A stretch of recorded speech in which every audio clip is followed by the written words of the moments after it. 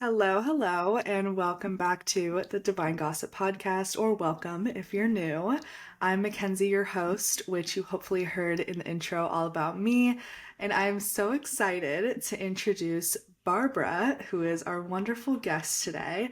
Barbara is an author, an intuitive energy healer, a clinical hypnotherapist, and spiritual life coach with over 30 years of experience, which I am so excited to get to that point. That is so cool that you have that much experience in helping people overcome anxiety, emotional pain, trauma, and energetic overwhelm. So thank you, Barbara, for being here. I'm excited to talk to you about your journey. And I think let's start there. Like, do you want to dive into how you got all those lovely titles? Thank you, number one, for having me. I'm very honored. And I do watch you on your podcast, so you need to know that. And I think you're absolutely adorable. So, Oh, thank oh, you. Thank you're you. welcome. Oh, how I got, whoa. Well, let's start where I when I was born. Uh, I had two healers in the family, actually three healers in the family. My grandma, my great grandma, and my other grandma. And I myself had I could see things, sense things, feel things, and I had a lot of imaginary friends, which my mom said they were imaginary to me. I could actually see them and feel them and touch them and play with them. Uh, so my grandma used to always do healing on my sister and I. And every time she would touch us, uh, we thought grandma had magical powers because we could feel this tingling and things moving through our body. And we were never sick. Many a times we would beg grandma to stop doing healing so that we could get sick and then stay home from school. But never happened. She would just continue to clear us and heal us. But I also had that same um, abilities, and it was really hard growing up. Number one, I grew up in Coney Island in Brooklyn, and we also lived in the Marlboro projects, so it was a little tough when you can feel things, see things. And um, I was constantly bullied because I could see if someone was going to get hurt before they did something, and I would tell them, "Oh, please don't do this because you'll get hurt." And of course they would do it, they would get hurt, then they come and beat me up. But yeah, growing up was hard. And um, after my grandma, actually, well, three of them passed, I decided then to I get away from the healing modality. I didn't believe it, and I thought maybe it is my imagination. Maybe I am weird. Maybe it's just woo woo. And my mom, kept on telling me, just stop it because they'll put you away in a psychiatric ward. You need to not, tell people these things because they'll think you're crazy. And of course, over time, I got away from it until I was about 30 years old, and then I started getting sick. And I started getting sick because I was not fulfilling my purpose and my passion. And then one day I went to this healing circle. Uh, I had no clue what it was. And the practitioners there put their hands on us, and it felt just like my grandma's, all their healing that they used to do for me. And then I remembered, wow, this is what I used to do. I need to get back into this. And that's when I went full steam ahead. I became a Reiki master teacher. I learned prana healing. I learned healing touch, learned, hypnotherapy, coaching, and actually healed myself from raging migraines that I used to have all the time. I also had very bad chronic fatigue, which again, I ended up healing, and rheumatoid arthritis, which the doctor said to me I would be crippled like my mom. But I chose to throw those words out from my, conscious mind because I did not make that choice. And I felt in my heart that was not my journey. And so then I got back to the healing modality and finally became who I was meant to be.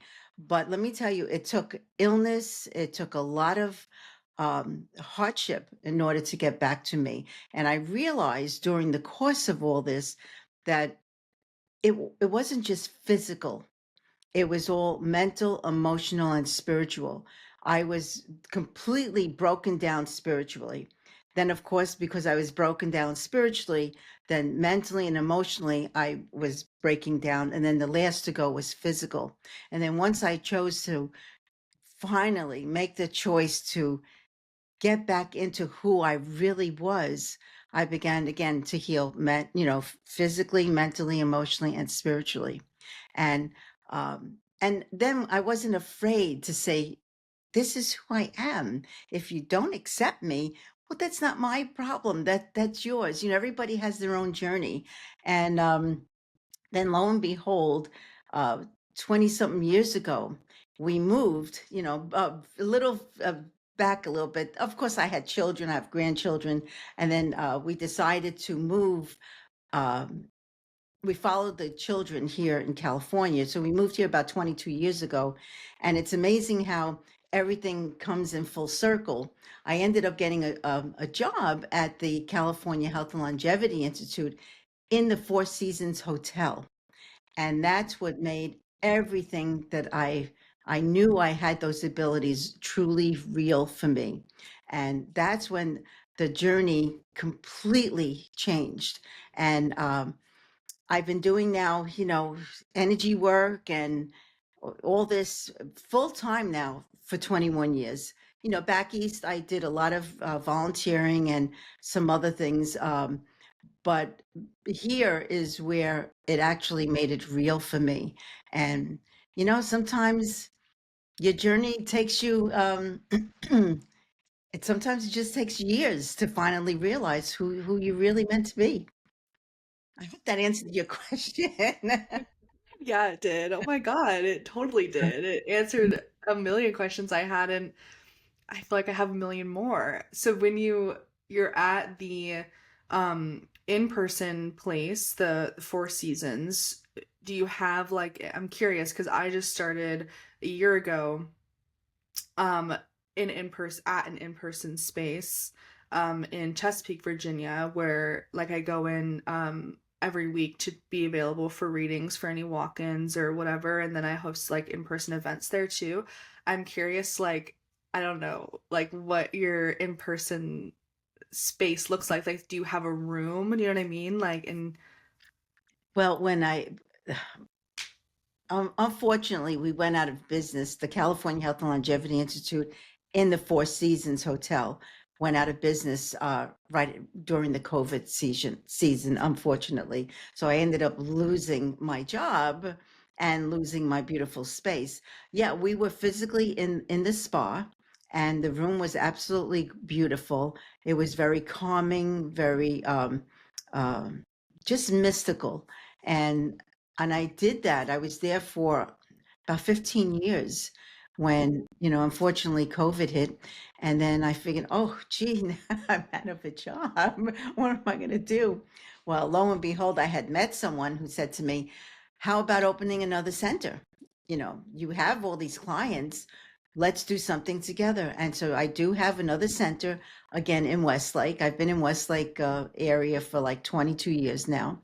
And the center is very calming and um, again, very mystical, very beautiful. And when my clients come in there, they immediately feel that very loving, calm energy. Right yeah. now, I'm in my home, in my office, in my Okay. home. Yeah. So, but my office at work is really, I would have to say, really very beautiful. It's very, Um, it's a really a nice place to work in.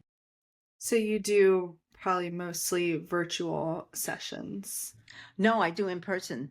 Um, Oh, fully still. Okay, Oh, cool. yeah, I do in person, now that I have my own office with another gal.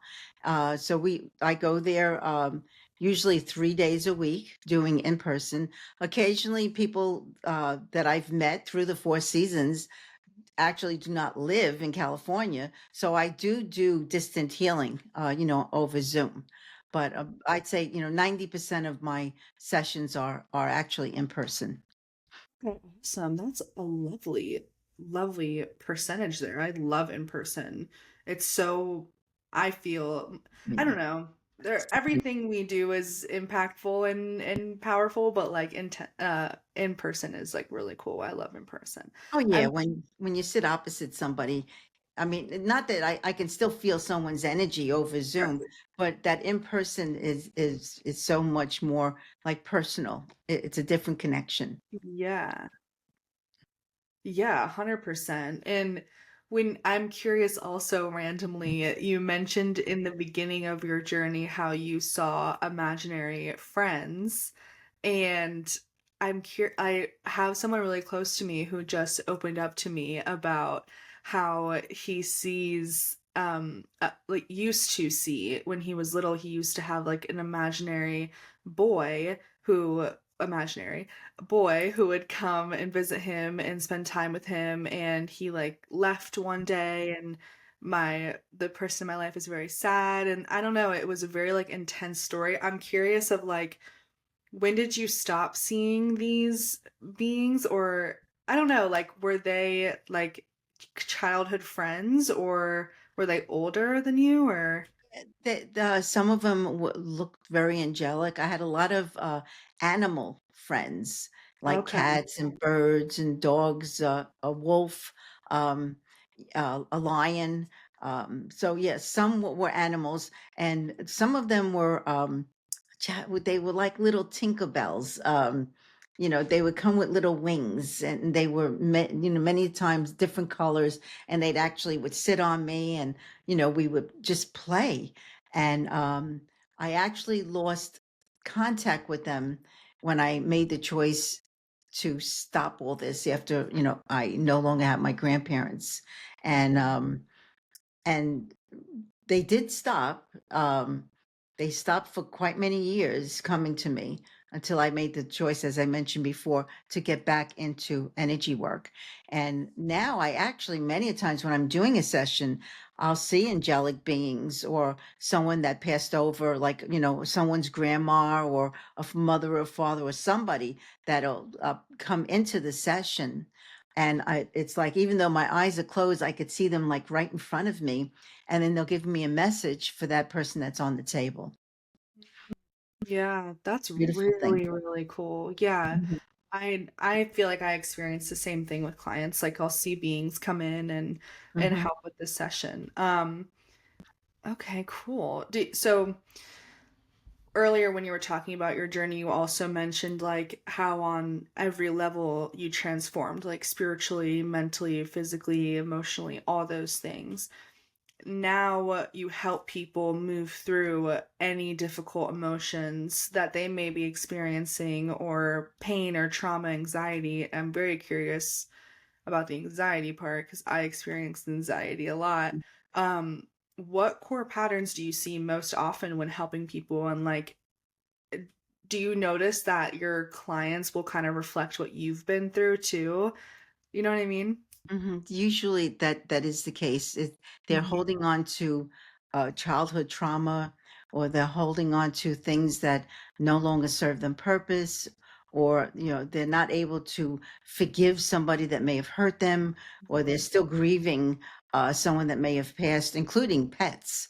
Um, and so yeah, and I tell them many times, you know, we like, for myself, and I realized for me, I needed to forgive my grandparents, especially my grandma, Jenny, for dying, because when the soul is ready to go, it, no one can stop it. It'll happen. But in my mind, because she passed away 2 weeks before my high school graduation, and so I was so angry at her. How could you die right before my high school graduation? And then, of course, I was angry at God for him taking her from me. But it wasn't the case. So I needed to forgive myself for being angry for her, because that's what caused a lot of the migraines and the chronic fatigue and the arthritis.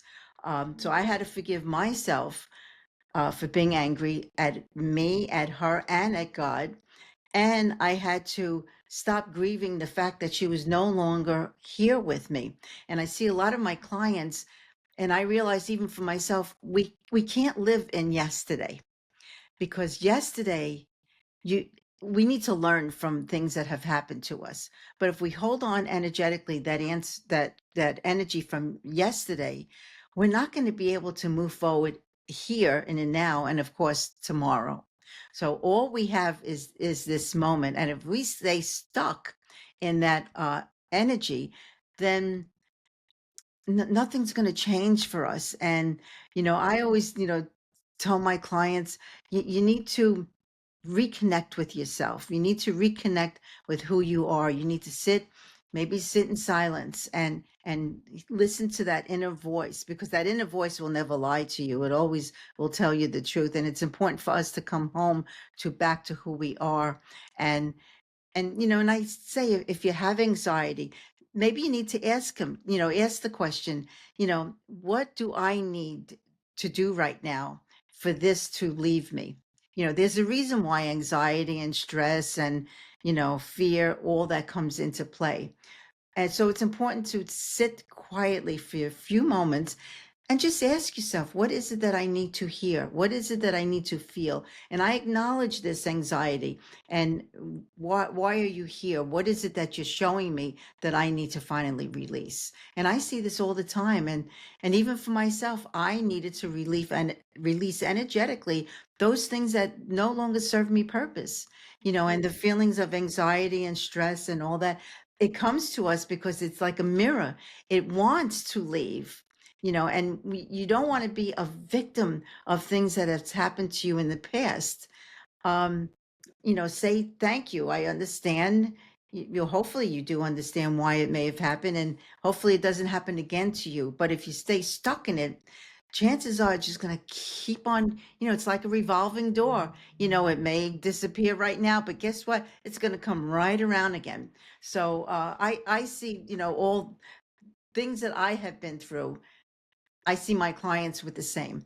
And I tell them, unless you make that choice to change, nothing will change for you. And you'll stay stuck in that energy.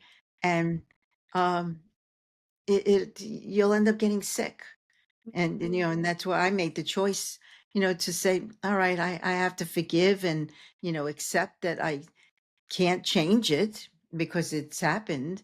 So I think forgiveness, acceptance, of course, we don't, when people hurt us, we don't actually, we forgive, but we, of course, we still remember. But we need to just accept the fact that it's happened, and we need to just to get on with our lives. Otherwise you're going to stay stuck and be sick all the time. Yeah, for sure. I think that takes a lot of self-awareness and like a want to better yourself and not live like that anymore, because people, especially I see it in the older generations, which I think why it's so cool that you've had that self-awareness, is they get stuck in their ways. And not that it doesn't happen in every generation, it does, but people get stuck in their ways. And those are all great points of how to heal energetically so it doesn't affect you, therefore, in the physical.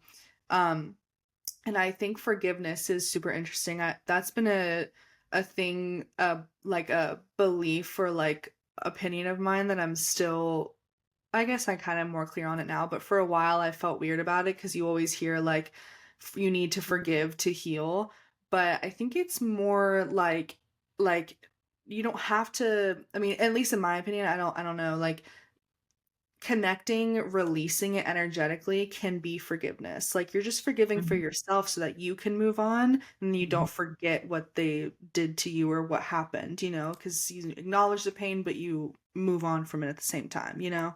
Absolutely. We don't forget, but Right. it's important. Once we're able to forgive, it sets us free from that whatever it was that's happened to us.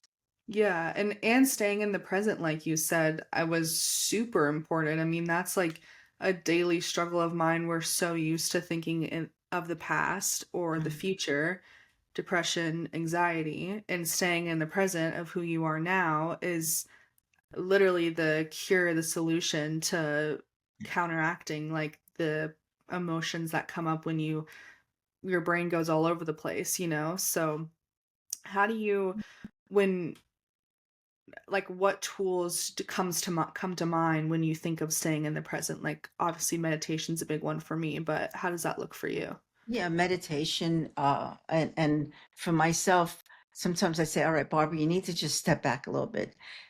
You need to just sit in silence, put the phone down, Yeah. don't watch TV, just be in that moment. Maybe go outside and just look at the trees or listen to the birds or look up in the sky. Just be present.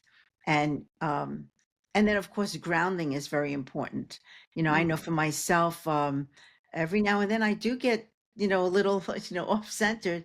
And so whether I'm outside or in the house or in my office, I'll sit for a few moments and place my feet on the floor and say, all right, I I'm asking, and I'll use the word God without a religion associated with it. I say, God, I'm asking for me to be grounded, so that I'm grounded, centered, and balanced, so that I can be the best that I can be, not just for me, but for those around me too.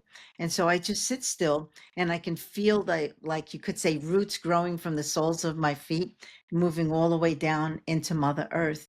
And there's like that certain connection, you could say. And then while I'm doing that, I also ask to clear me of any energies that may have attached to me, either from clients or whatever the situation may have been, and send it down again to Mother Earth with love and light and healing. And then once I feel that connection, I then say, okay, I then put myself in a protective shield, so that all the love and understanding comes in and out, but everything else stays away from my aura, so that I'm just with me. So, and I do that when I go to Costco or Trader Joe's. Before I step out of my car, I step into a protective light. That's my intention. And then you could go a step further. You can visualize somebody running towards you and then bouncing off of the light. So the thing is, you have to know, trust, and feel without a doubt that your energy is protected, because your intention to ask for it is what makes it actually real. yeah, that's a good point. I used to Mhm. think that um those practices like doing the bubble around you or grounding like wore off after a certain amount of time, but I don't I and a lot of clients I see like ask me that too. They're like, when I do this, like how often should I do it? Should I do it every day? And it's just like whenever you intuitively feel like you need Feel it. it. That's all you Mhm. got to think about is Yeah. that. And I also wanted to ask you like you clearly have a lot of knowledge about spirituality and energy, obviously, and when you have formed these practices and you give this advice to your clients, um how did you form such strong beliefs? And maybe that's a weird question, but like even when you were like the soul is going to leave when the soul was ready to leave, like how do you gather the evidence? Like what evidence have you seen to like form those solid beliefs, or is it just pure like feeling? You know what I Uh, mean? Yeah, that's a good question. In my heart, it's like a knowing without knowing how you know, Yeah. if that makes sense. I just feel, I just know, I sense. Yeah. And that's how it's always been with me. If a client comes in to see me, I can feel if what's wrong, and I can sense, in their energy field, if it's maybe something in the root chakra, which is all tribal, and mother father relationships, and then coming up to the stomach area, the sacral. I can feel if they're worried about something, or if they're fearful. Um and then of course, the solar plex, if they're not in their power, if they're not coming from love in the heart, or grief or acceptance.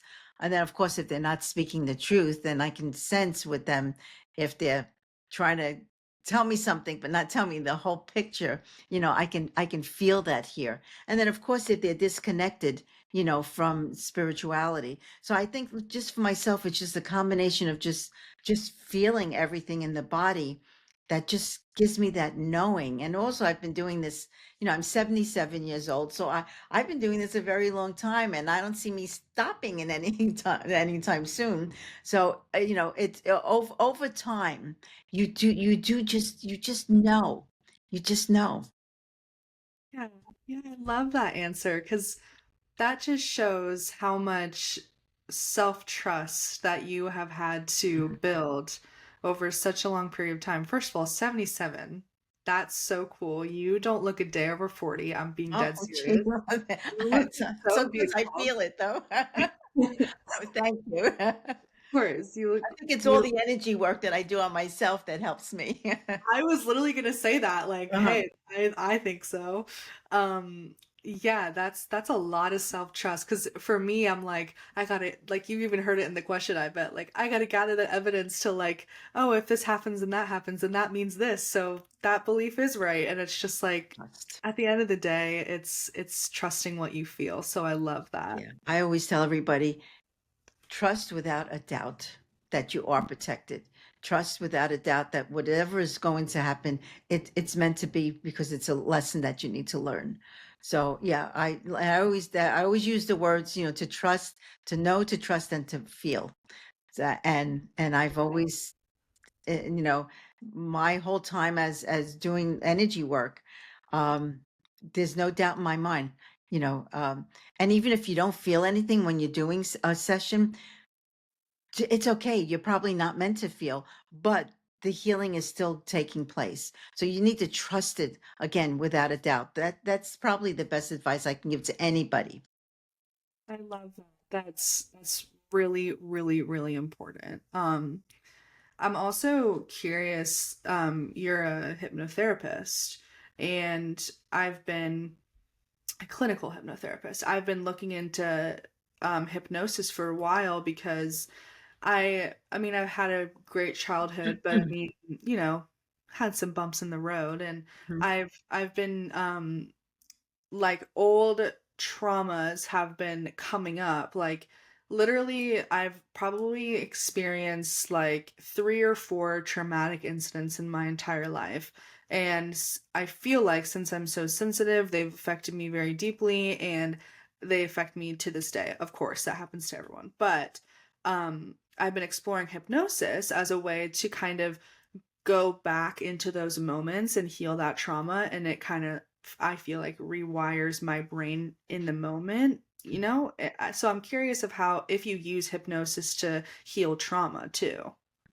Oh yeah, but the whole thing is, again, I like you mentioned, to rewire the brain. Mhm. Um, Instead of living in that fear, maybe you need to use a different word. Like I have now made the choice to release that fear. So yeah, reframing the mind is extremely important. It also breaks, those unwanted behaviors, and it actually creates, a new pathway, you could say, for healing and for transformation.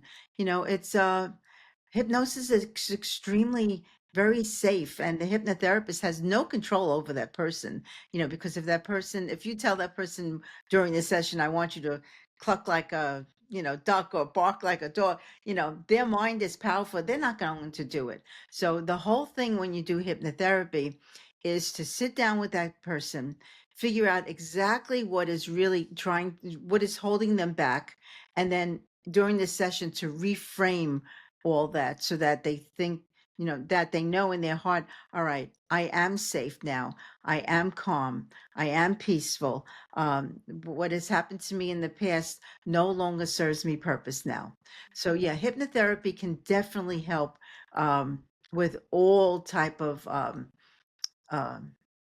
situations, whether it's, again, unwanted behaviors or anxiety or stress, sleep, weight loss. Um, it's really good for everything. And again, it's just giving that person positive way of thinking rather than staying stuck in what has happened to them in the past.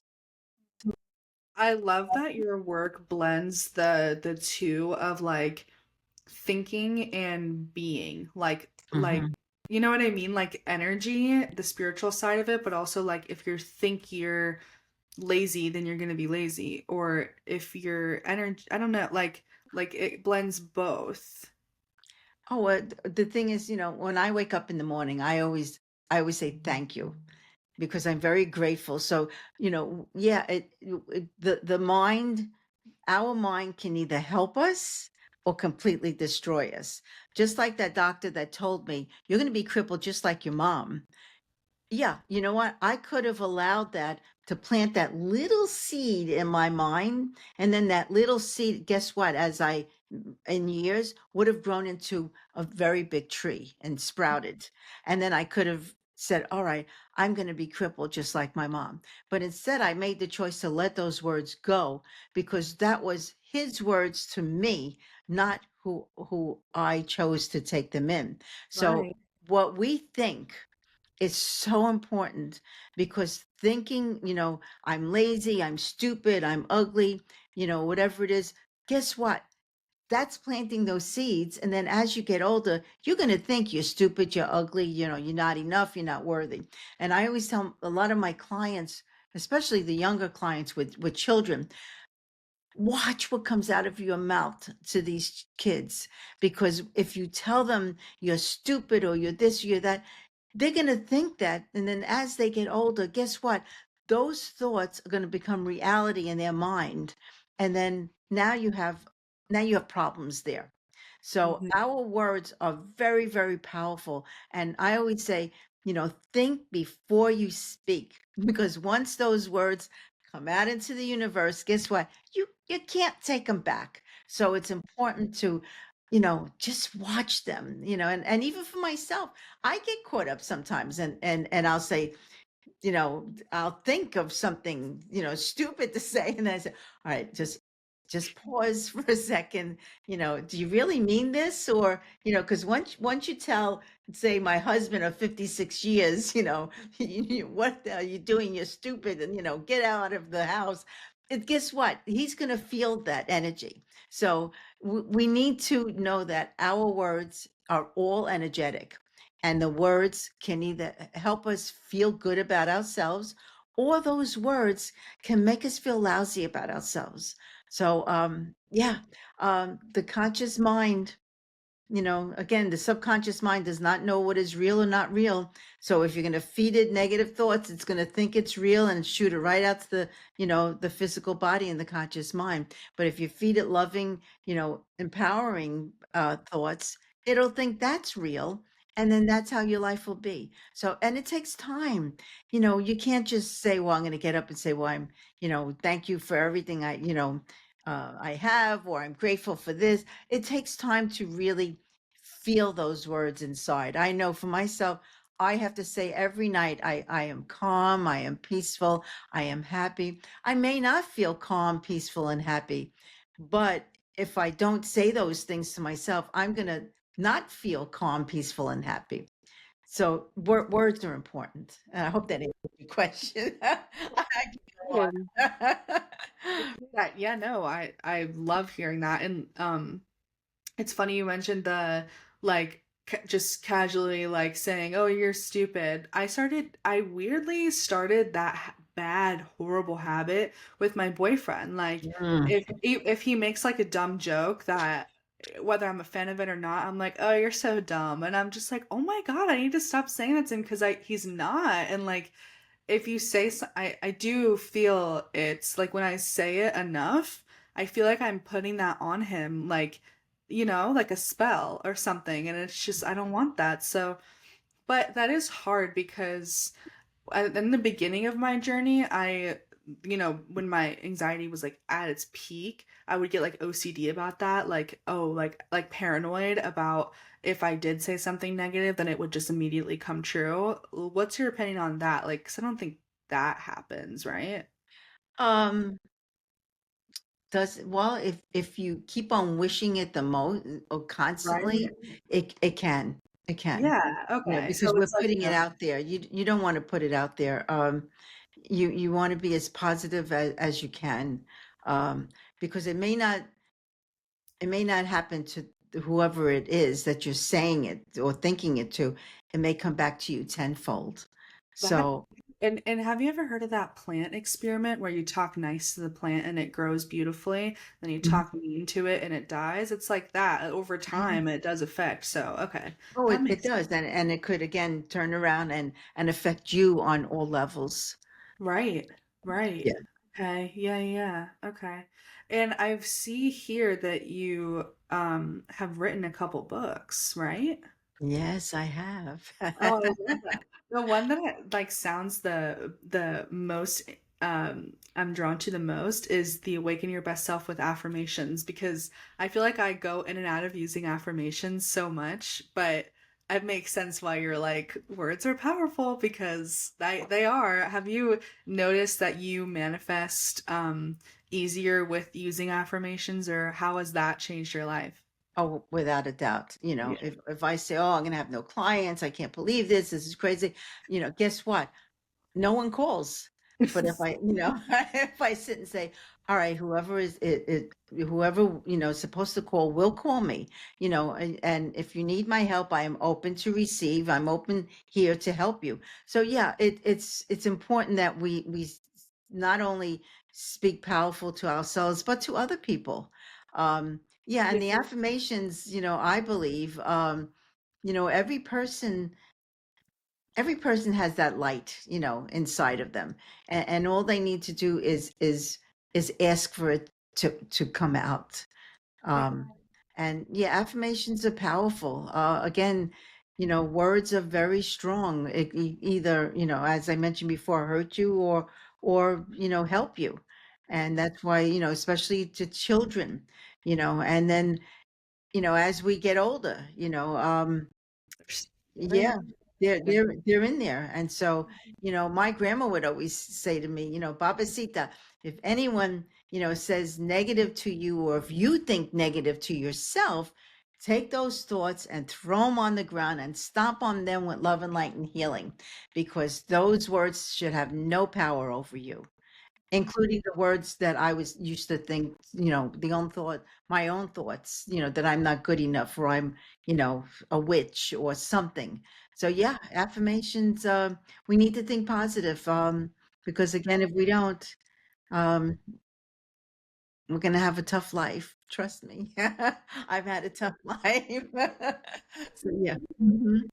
I think what I was also trying to say earlier is affirmations can seem like when you get, at least from what I've seen, when people get deep into the spirituality, they kind of forget about affirmations because they seem quote unquote surface level. But I think there is that layeredness of spirituality and healing of like you can work with your brain, you can work with your body, you can work with your energy. Do you feel like there's a certain order of how things should go or how they affect you? Like, does it start in the mind and then it goes into the body, like something negative? You know what I mean? I think without a doubt, it starts in the mind. You Okay. know, I know, for myself, if I would have allowed that doctor's thoughts to stay in my mind, I probably would have been crippled, you know. Right. Um, Okay. yeah, and if I would have, allowed, my mom that constantly said to me, you're weird, this is witchy, this is not good, this is your imagination. Had I allowed that to continue on as I grew up, yeah, I probably would not have been in the position I am now. Right. Yeah. So it starts, okay, that makes total sense. Mhm. Yeah, you're exactly Mm. right. Those are great examples of how that order can go. Um, I also am very curious to hear about you working with the 9/11 first responders. That is incredibly cool and really, really inspirational for me. Um, can you speak on that a little bit, how that experience shaped what you do now? Oh, that was a tough day. I remember sitting in my bedroom getting ready to go to work. I worked at Island Women's Medical, and my husband and my son, the time my son was married, they both worked right there in the trade center. And my husband worked right across the street on West Street, and my son was in the other building. And I was getting ready when the phone rang, and someone asked me if my husband went to work that morning. And mind you, they both left, they met each other and they would leave at 6 o'clock in the morning. And at around 8:30, they always had breakfast in the trade center. And that day, I remember getting that call and I said, well, yeah, you know, he probably met my son. I says, and they went and had, they're probably having breakfast in the World Trade Center. And that's when I found out about what happened. And of course, complete panic set in because we weren't able to get in touch with them for hours. And thank you, God. My two came home. They were both caught up in all that craziness. And because of that, where I worked at Island Women's Medical, she had asked me if I wanted to volunteer once they began bringing the World Trade over to the Staten Island side. And of course, I said, I have to volunteer because God spared me my two. That day, they did not have breakfast in the World Trade Center Wow. because yeah, it was one of those things they couldn't meet up. And they said, you know what, they'll meet for lunch. And yeah, they did not have breakfast. And I didn't hear from either one of them till 4 o'clock in the afternoon. So I didn't even know if they were alive or not alive, you could say. So yeah, working with those first responders and people just being there to help others. It was a very well, number one, it was exhausting and very traumatic and lots of heaviness and grieving. But the fact that other people, those firemen and policemen and the workers where they're holding space for other people and looking for all that that mess, um, to help to look for survivors. um, that gave me a completely outlook on life. Number one, being extremely grateful that my two came home and being able to work with these people. I realized they gave so much of themselves, uh, and they had nothing left, physically, but they still moved forward to still look through that rubble and look for survivors and everything. And so when they would come to me, my whole thing was just to help them to try to relax to the best that they can. And I realized that it's amazing how strong the human body is when there's like something that happens like that, that people find that true strength within to be able to help other people. And so I volunteered for, it was maybe about 6 months on it every day. I decided I was going to do this every day, go there, because I was so grateful that my two came home. And I saw how deeply the pain can live, in the body, the pain and all that trauma. And whether, I help them or not, my whole intention was just to help them with find some peace there, because there was so much destruction, as you know. And it just gave me a whole different outlook on life, how people can truly give of themselves without asking for anything in return, because it's just in them to be able to help others. It's such an interesting, like, it's a very unique experience what you were able to do. And it's interesting, like, you see obviously the attack on the trade centers was probably gave millions of people a lack of hope and humanity. But then you see how many good people stood up and helped, and that kind of restores your faith in humanity a little bit. It's Oh, really yeah, cool. big time. I saw there was hope. There was Mhm. true hope there, and even for myself, um, waiting all these hours and not knowing whether or not they had breakfast there, and they were caught up in all of this. I had no clue. And so, yeah, it also made me learn to trust more and know that this was completely out of my control, and whatever happened happened, and I needed to trust that whatever it was going to be. And as hard as it was, on all levels, believe me, 'cause I sat there crying hysterically. And at the time, I also had a Rottie. My dog Sammy came over to me, put his head on my lap, and all of a sudden I could feel, Barbara, do your healing, because I thought I was going to have a heart attack from not being able to breathe and watching all this unfold, and knowing that my two were in the trade center supposedly having breakfast. So yeah, it gave me a sense of hope, trust, and knowing that we don't control anything. And so, helping, also getting back to your question, helping these firemen and first responders, they felt the same way. There was nothing they could do but to hope they found somebody and to trust that person was alive. So yeah, it was well, it was, and every 9/11 I never ever work. And when I had gotten the job at the Four Seasons, I did tell them I do not work on 9/11, because that's a day that I actually sit and I'm give thanks that my two came home, but also, pray for all those that lost their lives.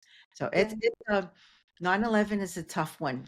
Um, so, talk about holding on to things. Yeah, that's a one I it's hard to let go of. It's Yeah. really Oh my hard. gosh. Mhm. Yeah, I mean, I wasn't even born, and when I when I watch uh when I learned about it when I was younger, I kind of didn't really remember anything about it in school, was like, yeah, yeah, whatever that happened, which horrible. And then years later, I was like, wait, what the hell happened that day? And I was like 14 or something, and I watched like 20 documentaries about it. And I remember like after school, like coming home, watching the documentaries and just sobbing the whole night. I was like, oh my, like it really, really makes me emotional thinking about nine Oh, I, eleven. s- I And still cry when it yeah. comes around, because, I remember when I finally got the call that they were alive. The feeling was like something you've never experienced in your life. And they were trying to get home, and buses from Manhattan were bringing people back to Staten Island. And he didn't know, they didn't know what time they were coming home, but I had gone to where he told me to meet them, and I was there for quite about 3 or 4 hours until they came home on the bus. But it's amazing how many people there that I met, and all of us were just hugging each other and, crying, but yet we were so grateful that our loved ones came home. But then that feeling of, a little bit of guilt, that wow, mine made it home, but so many didn't. So that was something, I needed to clear from me was, you know, I was grateful my two are here, but there's so many that weren't anymore.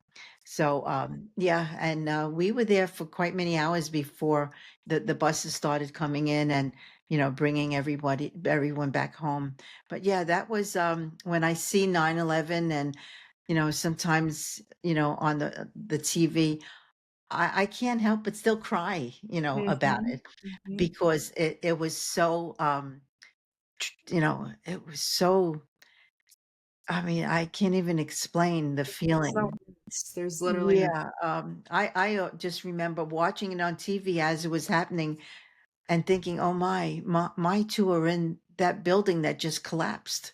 So, yeah, it's a complete sense of hopelessness is what I felt, Yeah. and I just needed to trust that whatever is going to happen, I have no control over.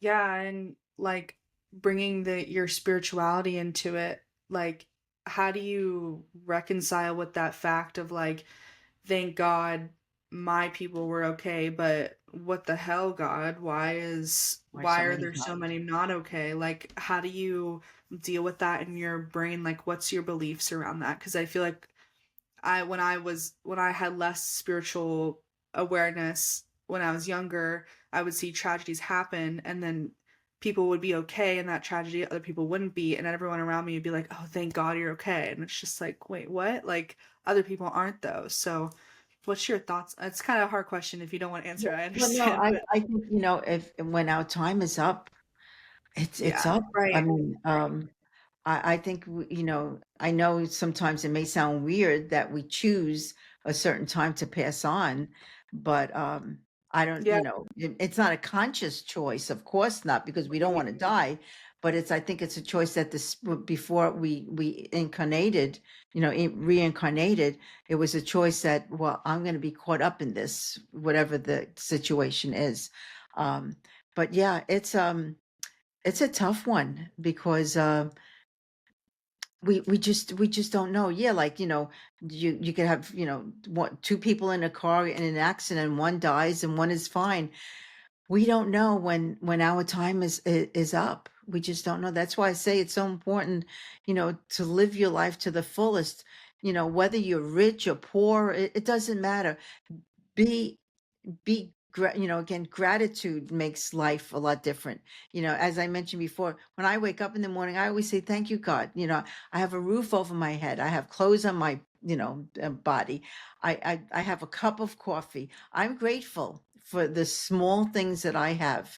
And let me tell you, I go to a lot of mansions and celebrity homes, and and I look around and I say, wow, this is like, the 30,000 square foot homes, and I come home to my 1,500 square foot home.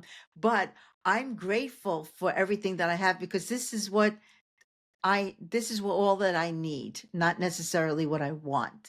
So it's important to the best we can, to live in the, as much as we can in the moment, but be grateful for the small little things, like, just drinking this cup of water. Gratitude makes, I think, the day goes a lot smoother for us when we're grateful for everything, and not be jealous of what anybody else has, because you have what you're supposed to have. Yeah, I love that. It's now it makes sense how you developed all of this stuff because you had to. All of these beliefs in yourself and self-trust and trust in your faith and spirituality. Thank you for sharing that. That was great. Oh, you're welcome. Yeah, you need to, I know, I as I mentioned before, I'm 77. I say, well, I hope to live like, a little, quite longer, so that I can still do my work. But if I'm supposed to, I will. And if not, then, God has different plans for me. And I always say, it's okay. It's okay. Same. Thank you for all of that. Is there anything else on your heart and mind that you would like to share with the audience? I think we covered so much. You shared a lot. Yeah, I think, we need to take, like, I know for myself, many a times I just need to sit still for a few minutes. We're all rushing and doing things. Put down that phone, stop with the social media, because I think the social media now, especially with AI, is so not real, that people have different thoughts in their mind, that oh, I want to be just like that person, but that may not be a real person. That may be just an AI person, No. so I think we need to get back to the basics, you Yes. know, uh, get back to just sitting still, asking, what is it that I need to hear today, or what is it that I need to do? Because, we're all children of God. I mean, you know, again, without a religion associated with it, we all have intelligence, we all have feelings and emotions. And I just be the best person that you can be to others. Be kind, be loving, be, considerate. Don't be judgmental, because that's it's going to come around. Believe me, it'll come around. It won't be maybe in this lifetime, but if you choose to come back, you may, say, "Well, gee, why am I suffering?" Well, there's probably a reason for it. you know, Yeah. so I don't know. So I just say, try to live in the moment, sit back, meditate a little bit, maybe do some journaling, and go out and enjoy whether it's cold out or not, or warm out. Just, appreciate everything that's around you is what I feel that I do for myself also. And I tell That my grandchildren to do the same. Put that phone down, be in the moment, be more present, more aware, more mindful of things that are going on around you, and be these kind and loving and considerate to others. those basics. It's a beautiful, beautiful, beautiful closing message. You kind of said it earlier too, of like, um, when you need to come back to yourself, just silence. Put the phone away, no music, no podcast, no TV. Like, put back to basics. That is Basics. so important, especially at this time of year when everyone's crazy, rushing like holidays and Mhm. stressed and pain and just so much. I adore that message. Thank you for sharing that, and You're thank you for welcome. sharing everything today. Yeah, and just maybe tell yourself, today I choose peace. Today I choose to feel calm. I choose to feel happy. You may not feel that, but the more you say it to yourselves, eventually the mind is going to hear it and it'll make it real. I completely agree. Thank you so much. It's been Thank a you. pleasure. Where can people find you, work with you, learn more from you? What do you got going on? Um, well, sometime next year, probably January, February, I will be doing a course, a workshop on how to get back into your intuitive abilities. And they can find me on barbarasavin.com. And also, I have my own show, the Spiritual Warrior Coach Podcast, which is on Spotify, Apple, Amazon. So yeah, they can find me there too. And yeah, you know, um, they can call me and I'm more than happy to talk to them. And I don't charge people that call me and want to just talk for an hour. Yeah. And, again, it's just barbarasavin.com. We need I to help love each that. other. Yeah, yeah, and your last name is Savin, like you're saving I people. know. I know. Like I'm saving Savin.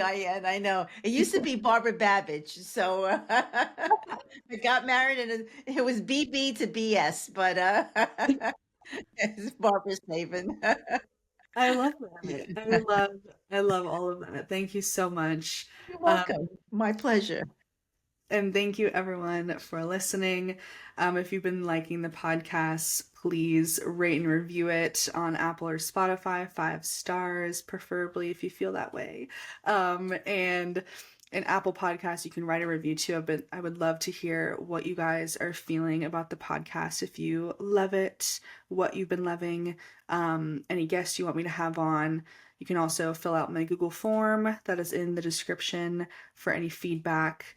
And yeah, everyone go check out Barbara. She's clearly very, very wise. And thank her for coming on. We love you. Thank you. Thank you. Have a beautiful day, sweetie. Thank you. Bye, everyone. Bye bye.